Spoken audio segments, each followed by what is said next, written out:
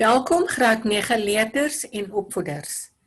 My naam is Ursula Gaffley en ek verteenwoordig Cape Town Holocaust and Genocide Centre.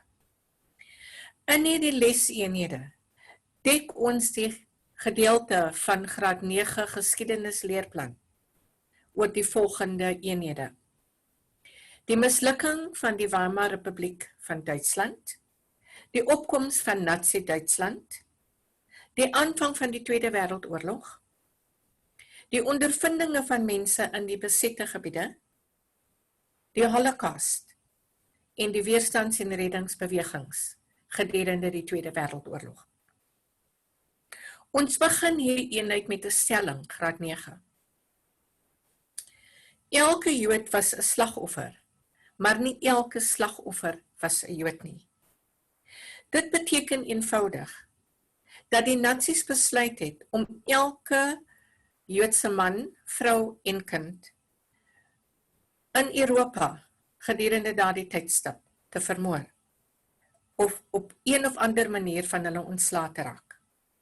Maar hulle was nie die enigste slagoffers nie. Daar was ander groepe wat nie net as minderwaardig deur die Natsies beskou was deur hulle sogenaamde onsuiwer bloed nie, maar ook omdat hulle as vyande van die staat beskou was. Kom ons verduidelik dit verder met die volgende voorbeelde. Die Roma en Sinti, wat vir honderde jare in Europa gewoon het, was deur die Natsies bestempel as groepe met kriminele bloed en daardeur het hulle hierdie groepe gekenmerk as misdadigers, een en elkeen van hulle. Ander groepe wat as bloedvyande beskou was mense van kleur. Soldate van Afrika wat in die Eerste Wêreldoorlog vir Duitsland geveg het. Baie van hulle het in Duitsland gewoon, families gestig en daar was ongeveer 800 kinders van hierdie soldate wat deur die Natsies as van onsuiwer bloed beskou was. Liggaamlike en verstandelike gestremdes was beskou as mense met siektedraande bloed, alhoewel die meeste van hulle afkomstig was van wat die Natsies beskou het as mense van suiwer Duitse bloed. Hierdie drie groepe was bestempel as bloedvyande van die Natsies. Dan was daar 'n ander groep wat beskryf was as staatsvyande. Homoseksuele mans wat volgens die Natsies nie van plan was om voort te plant en sodoende die meeste ras te help stig nie, was beskou as vyande van die staat.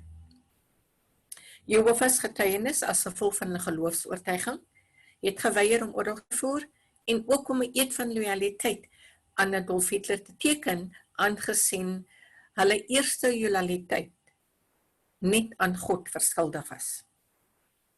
As sosiale individu, graad 9, wat mense wat alkoholiste was, mense wat arm was, mense wat werkloos was, prostituie en mense wat geen heenkome gehad het nie, was ook as staatsvyande deur die Natsies beskou. Kom ons kyk na voorbeelde van hierdie groepe.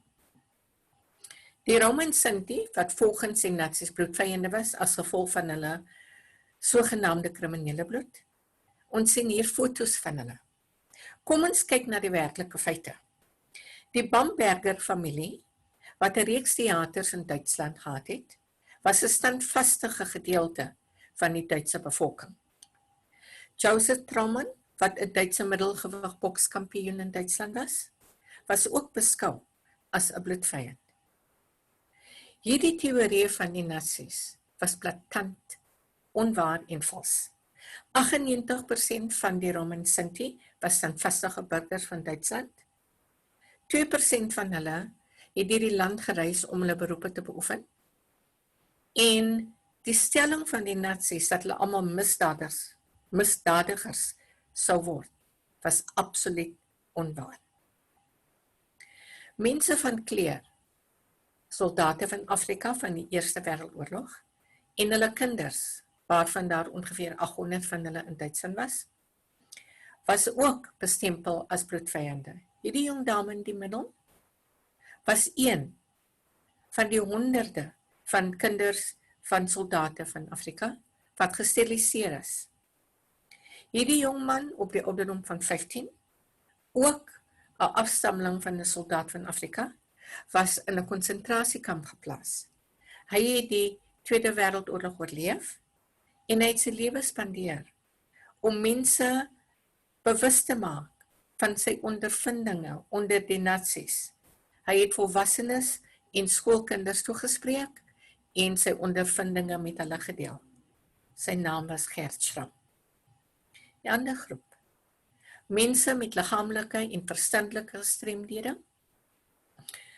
Die propagandaveldtog, gedreg deur Duitsland, het die Duitse bevolking probeer oorreed dat hierdie mense 'n swaar las vir produktiewe mense van Duitsland was en dat die onkoste van hulle sorg vir hulle leeftyd 60.000 Duitse mark was, wat soveel meer produktief aangewend kon word vir wat die Nazis bestempel het as Duitsers met suiwer bloed. Hierdie mense, oor 400.000 van hulle, was aanvanklik eers gesteriliseer en later het die Nazis het 'n stap verder geneem en by 6 institusies in Duitsland, waar mense veronderstel was om beskerm te wees en versorg te wees, het verpleegsters en dokters meer as 200.000 mense met gestremdhede vermoor. Vyande van die staat was die volgende groepe. Jehovah's getuienis se geloof het bepaal dat hulle nie oorlog mag voer nie, eerstens, en tweedens, dat hulle slegs die lojaliteit aan God verskuldig is. As gevolg van hierdie oortuigings was duisende van hulle in konsentrasiekampe geplaas en 1600 van hulle is vermoor omdat hulle geweier het om 'n eed van lojaliteit teenoor die Nazis en Adolf Hitler te teken. Homoseksuele mans, 15.000 van hulle is in konsentrasiekampe geplaas. Graad 9, volgens die Nazis het hulle nie hulle nasionale patriotiese plig gedien nie, deur kinders voor te bring om die meesteras te vorm nie. In die konsentrasiekampe moes hulle harde arbeid uitvoer. Hulle was mishandel, hulle was gemartel en meer as 15.000 van hulle het uiteindelik in die konsentrasiekampe gesterf. Politieke opponente met die aanvang van die Nazi-beheer in Duitsland was politieke partye se lede in konsentrasiekampe, die eerste konsentrasiekampe in Duitsland geplaas. Baie van hulle, of meeste van hulle, was tereggestel deur hulle te skiet, en die enigste politieke party wat in Duitsland oorgebly het, was die Nazi-party. Hierdie vyande van die staat het 'n keuse gehad, indien hulle bereid was, soos die Jehovah's getuies, om 'n eed van lojaliteit te onderteken, sou hulle die moord vryspring of die dood vryspring, maar die homoseksuele mans en politieke opponente en die vyande van bloed het nie 'n keuse gehad nie. Die Nazis het beheer gevoer en behou deur geweld, vrees en intimidasie, en hulle het dit verder gevoer hoe langer hulle in bewind was, en ons sal dit verduidelik in die volgende eenheid. Baie dankie vir die tyd, graad 9 leerders en opvoeders, en ons gaan voort met hierdie geskiedenis in eenheid 6. Totsiens.